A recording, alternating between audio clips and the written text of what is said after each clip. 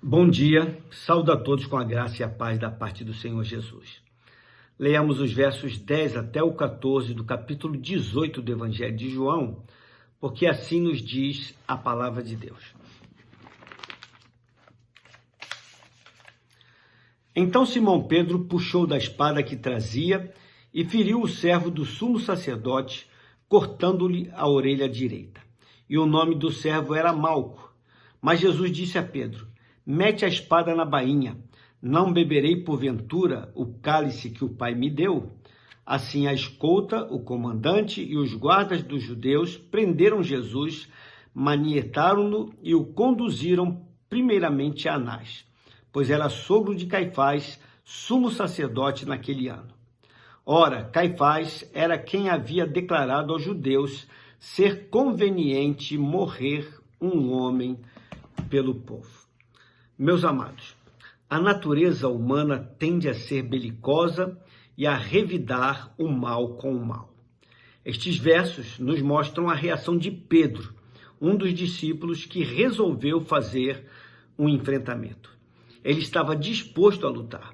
Por isto demonstrou grande gesto de valentia ao partir para a briga, para o confronto. Porém, a palavra de Deus nos adverte em Provérbios 24, verso 5. Mais poder tem o sábio do que o forte, e o homem de conhecimento mais do que o robusto. Jesus já havia proposto para aqueles homens que vieram buscá-lo que poupassem os seus discípulos. Pedro, no entanto, naquele momento, e por conta própria, resolveu agir com agressividade. Ele simplesmente sacou da sua espada. Alguns creem que ele tenha sacado uma adaga, que era uma espada curta, e outros que tenha puxado uma peixeira, posto ser ele um pescador. Independentemente de qual tenha sido o objeto da agressão, fato é que Pedro agiu na ira, e a sua intenção não era apenas a de ferir o homem sobre o qual fez a sua investida, mas sim aplicar-lhe um golpe mortal que só não ocorreu porque o homem desviou-se do mesmo. O homem, de nome Malco, foi a vítima do ato agressivo de Pedro. O golpe aplicado atingiu a orelha direita daquele homem. Imediatamente, Jesus voltou-se para Pedro e o repreendeu, ordenando que guardasse a sua espada. Pedro não havia entendido ainda que era chegada a hora do Filho do Homem ser entregue a fim de morrer em favor dos homens pecadores. Jesus já havia orado ao Pai, pedindo-lhe que, se fosse possível, que passasse dele o cálice amargo que sabia ele estava prestes a beber. Mas o Pai não lhe concedeu o atendimento de tal pedido. Por isto é que referiu-se a Pedro com as seguintes palavras: não beberei porventura o cálice que o Pai me deu? Jesus não contenderia com aqueles homens na base da espada, posto que o seu reino não é deste mundo. E por isso não funciona nas mesmas categorias desastrosas que este mundo caído propõe. Não havia necessidade de recorrer à espada, posto que se ele, Jesus, assim o quisesse, ele mandaria e viria em seu socorro uma miríade de anjos a fim de defendê-lo. Que fique bem claro, ainda que os homens tivessem vindo até Jesus para levá-lo preso na base da força, Jesus entregou-se voluntariamente. Jesus valeu-se da atitude, ainda que indevida e inoportuna, de Pedro para operar um milagre extraordinário ali naquela ocasião. Milagre este que João, o evangelista, não relatou aqui no seu evangelho, mas que está relatado no evangelho de Lucas e que foi a cura do Malco. Jesus curou aquele homem simplesmente tocando com a sua mão na orelha ferida. Este é mais um gesto que só comprova o espírito amoroso que possuía até mesmo para com o homem pecador, e que também reforça o fato de que ele é realmente o Messias, o Cristo de Deus. Após tal gesto amoroso, Jesus dirigiu-se a Judas e àquela escolta com as seguintes palavras registradas pelo evangelista Mateus, no capítulo 26, nos versos 55 e 56 do seu livro.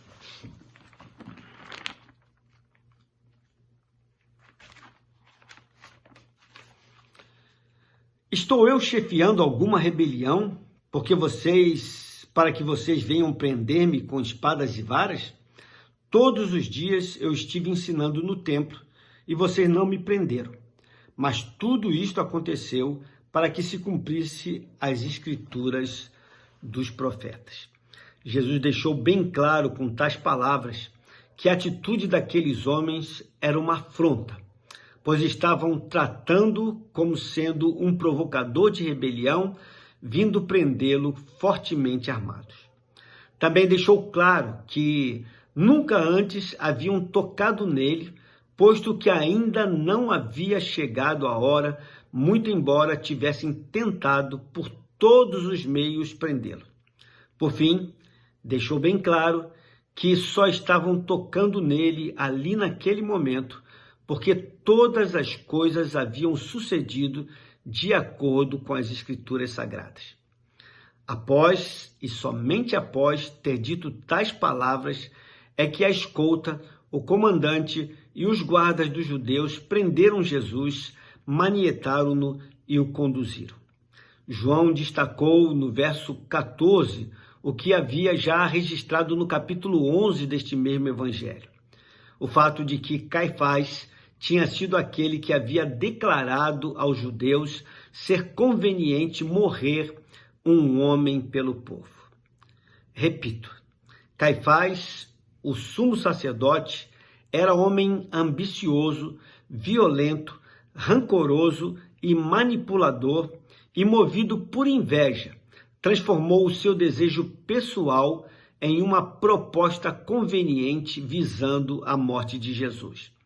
Porque ele havia dito aos seus pares: vos convém que morra um só homem pelo povo e que não venha a perecer toda a nação. Um só homem pelo povo. Na ocasião em que ele proferiu essas palavras, com a intenção de dar um ar de legalidade à sua sórdida proposta, de maneira hipócrita, rasgou as suas vestes sacerdotais, fazendo parecer perante todos que estava sendo tomado de tristeza. A intenção daquele homem, ao fazer tão perversa proposta, era de promover o assassinato de Jesus. Todavia, ao fazer tal afirmação, expressou a verdade com respeito ao amor redentor do Cristo de Deus, que, conforme afirmou o evangelista João no capítulo 11, nos versos 51 e 52,